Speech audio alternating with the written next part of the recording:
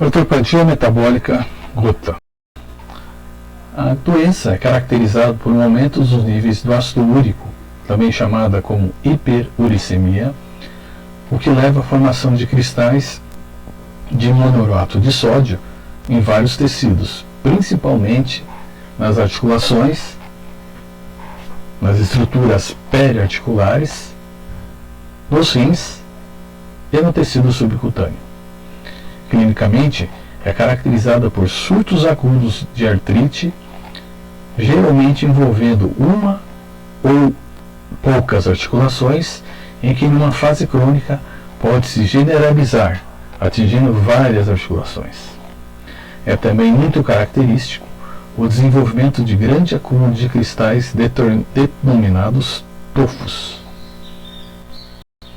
Acontece e acomete principalmente os homens em uma proporção de 10:1, 10 homens para uma mulher, incidindo a maior faixa etária dos 30 aos 60 anos de idade, com um pico aos 40 anos. Nas mulheres, ocorre preferencialmente após a menopausa.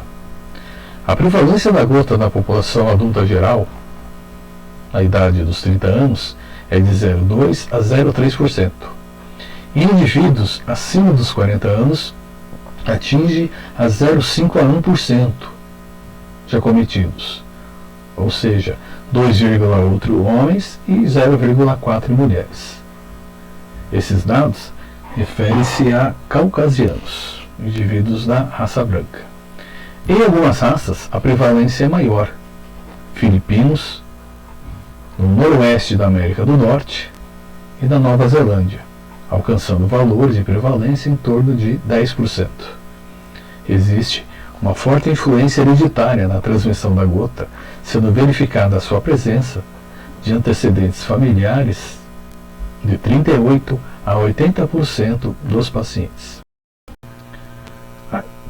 A palavra gota vem do latim guta, para designar a doença onde gotas de veneno pingam sobre a articulação. Analogia determinada pela intensidade e rapidez de instalação da dor sofrida pelos pacientes.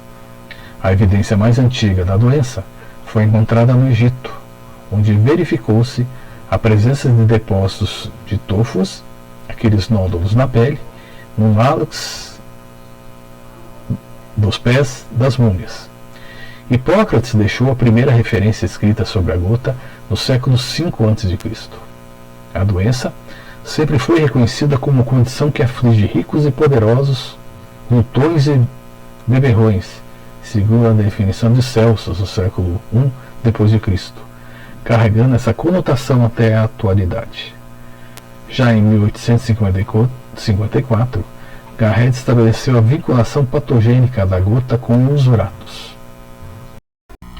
Interessante notar que o primeiro tratamento eficaz contra ataques agudos de gota vem sendo utilizado há 1500 anos, quando Alexandre Tales iniciou o emprego terapêutico da colchicina, sendo utilizado até a atualidade, como medicamento de preferência.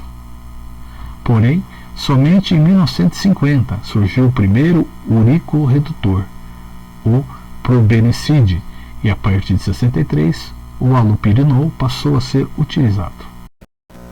Classificação e etiopatogenia da gota. Quanto à etiopatogenia, a gota pode ocorrer por dois mecanismos básicos. O primeiro pelo aumento na produção do ácido úrico e o segundo pela diminuição da eliminação do ácido úrico pelo rim. No primeiro caso, do aumento da produção do ácido úrico, ele tem uma etiopatogenia idiopática, normalmente está relacionado a um defeito enzimático, está associado a situações de estresse emocional e físico, como traumas, cirurgias, infecções e principalmente dietas ricas em proteínas animais. Já na diminuição da eliminação do ácido úrico pelo rim, em aproximadamente 85% dos pacientes com gota apresentam um defeito específico na eliminação do ácido úrico, que é independente da função renal global. Muitas vezes, o mecanismo desencadeante da gota para um dado paciente é misto. Ora, aumento na produção do ácido úrico, ora diminuição da eliminação do ácido úrico pelo rim. Quanto à classificação, a gota pode ser classificada como primária ou secundária. No primeiro grupo, enquadra-se a gota idiopática e a gota associada ao defeito enzimático que leva ao aumento da produção do ácido úrico. Já na secundária, pode ocorrer por elevação do turnover de ácidos nucleicos, como neoplasias, como consequência do tratamento quimioterápico, na presença do hiperparotiroidismo, na psoríase, situações de estresse físico, cirurgia, exercício físico intenso, traumas e estresses emocionais. Ainda no segundo grupo, alguns outros fatores que causam a gota secundária seria pela diminuição da eliminação renal do cálcio úrico, por insuficiência e uso de algumas drogas, como diuréticos utilizados na hipertensão arterial sistêmica, o AS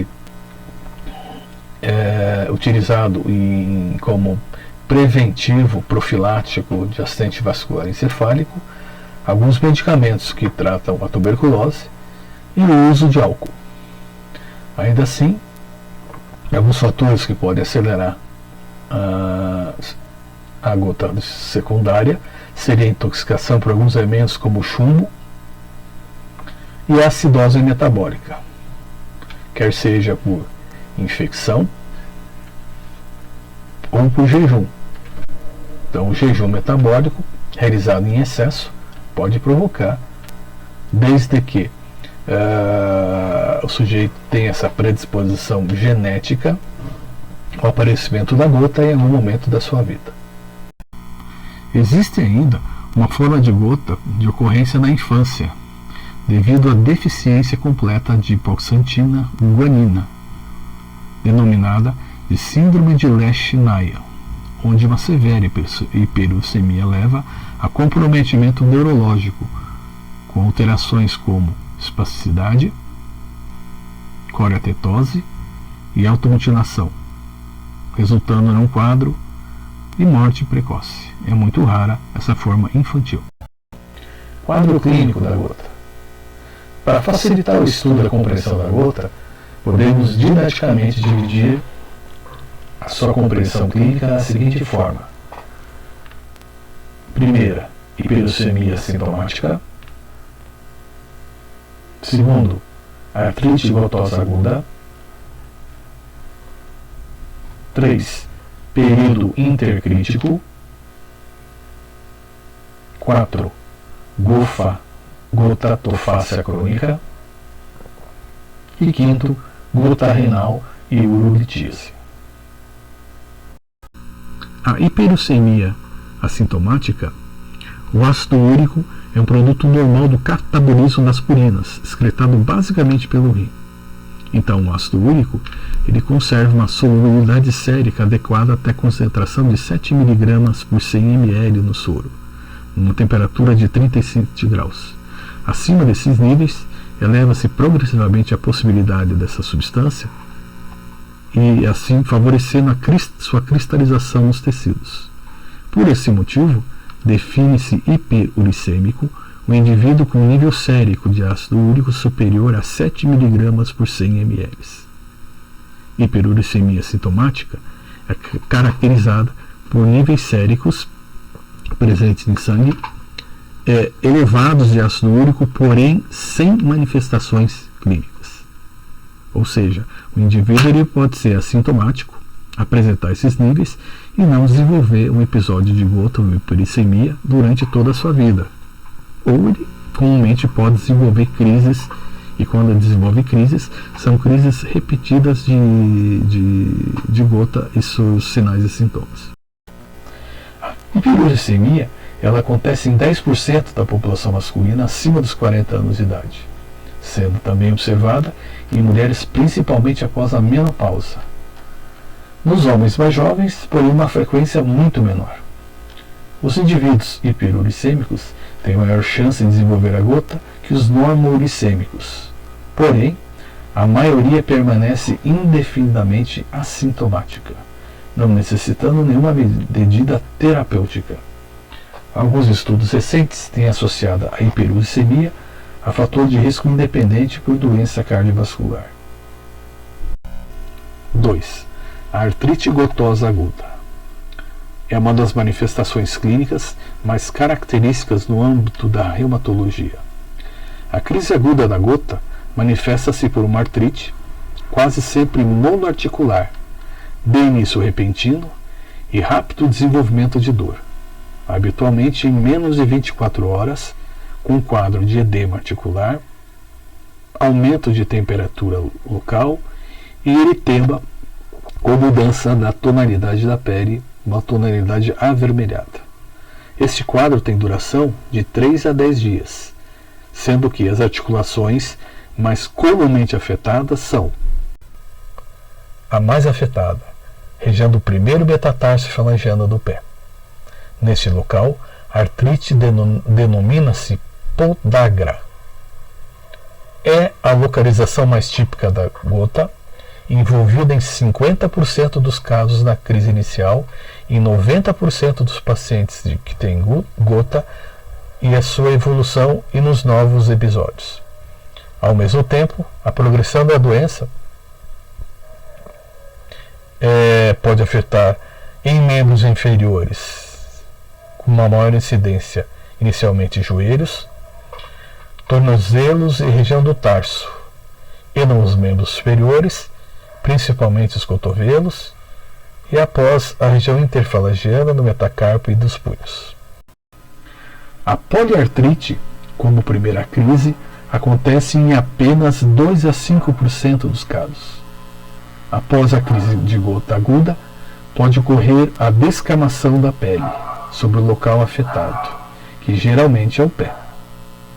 E devido a esse fato, essas lesões de descamação da pele em mãos e pés são popularmente associadas ao ácido úrico, sem ter na verdade nenhuma relação com a hiperuricemia. Elas estão ligadas à poliartrite. Fatores que desencadeiam a crise aguda são os que aceleram o catabolismo, aumentando o substrato para a produção de ácido úrico, como trauma, infecção, cirurgia, estresse emocional, excessos na dieta alimentar, fase inicial, interrupção de terapêutica que controla ácido úrico e alguns ácido úrico e também dos que controlam a ingestão de bebida alcoólica e a utilização de algumas drogas, como diuréticos, medicamentos que controlam tuberculose e salicylatos, que é o AS. 3. Período intercrítico e ataques recorrentes. Os pacientes ficam assintomáticos após os primeiros ataques agudos, geralmente sem nenhuma sequela articular. Então ele tem um episódio inicial de gota, passa por período agudo, controle, a remissão e em outro momento vai acontecer os outros ataques de gota. Alguns pacientes eles apresentam uma única crise durante a vida inteira. Infelizmente, essa situação não é tão comum assim. O mais comum é apresentarem 2 ou mais de 3 crises, porém a evolução é característica e vai depender de cada etapa da vida dessa pessoa. Normalmente, uma periodicidade delas em torno de 2 a 4 meses. Com a evolução, os ataques tendem a se tornarem mais longos e cada vez envolvem mais articulações. Então aquele ataque que inicia normalmente pelo primeiro dedo do pé, ele pode evoluir para um cotovelo, pode evoluir para um joelho, pode evoluir para uma coxa femoral e concomitantemente também as descamações e o endurecimento de todo o tecido dos pés, das plantas dos pés e das palmas das mãos. Em alguns casos, o indivíduo entra numa fase poliarticular crônica, com dor nos períodos entre as crises e alterações persistentes ao exame físico e algumas alterações radiográficas importantes nas articulações, que seriam a instalação de deformidades. 4. Gota tofácea crônica. É caracterizada pela presença de tofos, que são depósitos de urato, em vários tecidos, principalmente o tecido subcutâneo periarticular e articular, em pacientes com que a doença atinge uma longa evolução, normalmente mais de 5 anos. E concomitantemente também com muitos surtos de artrite. Antes da terapêutica, 50 a 70% dos pacientes desenvolviam tofos, um índice que caiu para apenas 17% após a introdução do tratamento específico com uricorredutores, redutores do nível de ácido úrico. Os locais mais afetados seria a bússola craniana no cotovelo, tendão do calcâneo, mãos e pés, principalmente a região dorsal e dorsal alta, joelhos, tornozelos, antebraços, punhos e orelha na parte externa. Podem também atingir grandes dimensões em pacientes não tratados. Aqui nesse slide vocês estão vendo a presença dos tofos, que são esses nódulos, no slide da direita, deformidade dos dedos e presença de tofos, no primeiro, segundo, em menor quantidade nos terceiros e quarto e quinto dedos, e a alteração também do tecido colágeno da pele com a formação dessas crostas, que acontece também na sola dos pés. Nesse segundo slide aqui, nos cotovelos, né? E também acontece essa alteração na sola dos pés e palma das mãos. Gota renal e uretise. O rim é um local extra-articular e cutâneo mais comumente afetado na gota e na hiperuricemia. As suas alterações se manifestam-se por duas formas principais: a uretise e a nefropatia úrica. Entende-se a uretise como a formação de cálculos ou pedras constituídos por ácido úrico ou mistos. Então, a formação de cálculos renais não é só principalmente por cálcio. Pode ser causada por também a formação de ácido úrico ou também por misturas de oxalato de cálcio, o cálcio e o ácido úrico e outras substâncias. A presença desses cálculos em pacientes que têm gota, ela é estatisticamente comprovada em 33% dos pacientes. A uretise, ela acontece principalmente devido ao baixo pH verificado na urina desses pacientes, o que diminui a solubilidade do ácido úrico e, em alguns casos, provoca também uma excreção urinária do ácido úrico, um aumento da excreção urinária. A uretise corre também em hiperuricêmicos sem manifestação articular, porém, nesses casos, não se define o paciente como gota, mas torna-se sempre identificar se acontece alguma alteração renal em todos os pacientes. A nefropatia úrica, ela é proveniente principalmente do acúmulo de cristais no interstício renal. Algumas dessas alterações anatomopatológicas são semelhantes às encontradas em quadros de hipertensão arterial sistêmica, muito frequentemente nos pacientes com gota. Algumas doenças associadas à gota: importante, hipertensão arterial, diabetes, insuficiência coronária, acidente vascular cerebral, hipercolesterolemia, hipertrigliceridemia. Essas doenças ou comorbidades, elas podem estar isoladas ou uma ou duas associadas a um quadro de desequilíbrio da homeostase. Portanto, é muito importante na presença dessas patologias acima citadas a investigação dos níveis normais séricos ou renais ou excreção de urina de ácido úrico. Exames complementares. Basicamente, é o que vai definir o controle, o aparecimento e, mais tarde, a administração de algumas drogas. E esses exames laboratoriais, eles vão verificar através da urina, a quantidade de úrico sérico, que deve ser superior, positivar para a gota, superior a 7 mg por 100 ml. As provas de atividade inflamatória, como hemossedimentação, proteína C reativa, pode ser levado durante a crise. A excreção de ácido úrico na urina durante 24 horas, que define o paciente que tem hiper, normo ou hipoexcreção, que é importante na monitorização durante o tratamento terapêutico na crise ou no período assintomático intercrises. Ainda na gota, pode ser feita a aspiração do líquido sinovial ou investigação através de ultrassonografia ou ressonância ou tomografia computadorizada na presença de cristais de mononato de sódio, tanto dentro como fora da articulação.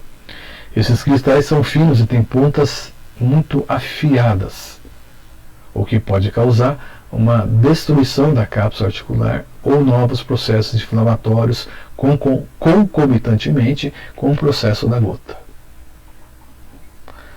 Exames anátomos patológicos evidenciam a presença de granulomas, também demonstrando a presença de massas desses cristais de urato em tofos, que são aqueles nódulos das articulações comprometidas. Já no hemograma, ele pode determinar a fase da leucocitose na fase aguda, sendo um pouco inespecífico, mas dá indicadores do grau de comprometimento do paciente hiperuricêmico. E a glicemia do colesterol e triglicerídeos, que vai estar alterado no paciente gota, isso de uma maneira sistêmica, tanto na crise como intercrises. Raio-X. Verificam-se múltiplas lesões nos ossos, e essas lesões, normalmente elas têm os bordos escleróticos, são aquelas bordas brancas, deformadas, e a formação em alguns casos de espículas, que seriam pontas, como se fossem as válvulas de uma concha, como se fosse o contorno de uma concha. Habitualmente o osso afetado é mais denso, e os tofos podem ser vistos como uma opacificação tênue ao raio-x. E muito raramente esses tofos subcutâneos eles se calcificam, mas pode acontecer a sua calcificação. Infelizmente, com a evolução da doença, surgem lesões líticas ósseas disseminadas em várias articulações em vários lugares, como na região de dedos, joelhos e cotovelos com perda de espaço articular, formação de osteófitos, e numa fase terminal, a anquilose e osteopenia, ou seja, a perda do espaço articular em movimento e fraturas espontâneas ou traumatismos. Na imagem a seguir, nós vemos uma imagem de raio-x, onde toda essa imagem é enevoada, vou chamar assim, mais clara e grande, é o tofo, que é aquele nódulo subcutâneo. E aqui vocês veem que o hálux do paciente é um hálux valvo, certo? E a esclerose, onde o mouse está passando, é essa região do osso, essa cortical do osso mais esbranquiçada, certo? Aqui em mãos, eu tenho o quê? Eu tenho a deformidade do tofo, no quinto dedo da mão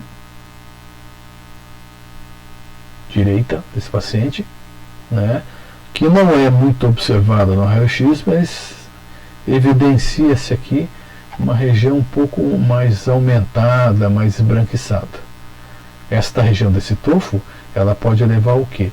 Destruição do espaço interfalangeano e alteração do contorno ósseo.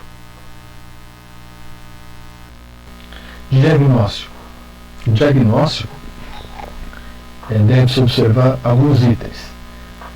Primeiro deles, se existe uma história sugestiva, ou seja, se existem episódios de monoartrites sucessivas, dores articulares em em articulações, em uma articulação de maneira sucessiva. Se ele tem a podagra, que é inflamação com nódulo ou não no primeiro dedo do pé. Se é do sexo masculino. Se a idade dele é superior a 40 anos. Se já existe uma história familiar de gota. E se existe uma eliminação ou formação de cálculos renais. A hiperuricemia, os achados de cristais de monoato de sódio em tofos, através da aspiração dos tofos, do líquido sinovial e da sinóvia. É importantíssimo e é o item que dá o diagnóstico certeiro de gota. E como foi visto agora anteriormente, imagens radiológicas sugestivas, principalmente no formato e distribuição do contorno da cortical do osso. Diagnóstico diferencial que é muito importante. Primeiro, da artrite séptica. Na primeira crise, é fundamental a punção da articulação para descartar um processo infeccioso, que também pode manifestar-se como monoartrite aguda. Essa situação da artrite séptica, ela pode se repetir nas outras crises e também pode ser consequência de um traumatismo ou fratura onde aconteceu uma infecção daquela região. Artrite reumatoide. Nesta, o processo inflamatório é poliarticular, simétrico e crônico, mais frequentemente em mulheres. Lembrando que na gota existe uma preferência do que? Uma incidência maior de monoarticular. Artropatias soronegativas. Também apresentam a sinovite crônica, inflamação das estruturas das bolsas articulares, às vezes oligo e poliarticulares, e com envolvimento frequentemente da coluna. Na gota não acontece envolvimento de coluna, apenas das estruturas periféricas de joelhos e cotovelos. Tratamento. Tratamento durante a crise articular. Anti-inflamatórios não hormonais, injetável comprimido, corticosteroides, preferencialmente injetáveis, a colchicina, levando-se em consideração se o paciente vai desenvolver, pelo seu uso crônico, efeitos gastrointestinais, sendo que a colchicina ela é utilizada, anti-inflamatórios e corticoides, somente durante a crise da hiperuricemia. Nos períodos sem crise hiperuricêmica, desde que ele esteja assintomático, é suspenso o uso da colchicina. Tratamento da hiperuricemia ainda. Categoria de alguns medicamentos mais modernos, como os uricosúricos. O mais comum é a benzobromanona, o probenecid e sulfinipirazona, e os inibidores da síntese do ácido úrico, como o alopirinol, que é principalmente utilizado em uma dosagem dependendo do peso e idade do paciente. Algumas observações. O tratamento da hiperuricemia nunca deve iniciar-se nem ser suspenso durante a crise articular, pois a oscilação dos níveis de ácido úrico pode desencadear ou agravar ou piorar a crise. A hiperuricemia sintomática, habitualmente, não deve ser tratada, a não ser durante o tratamento quimioterápico de neoplasia ou em indivíduos com ácido úrico muito elevado.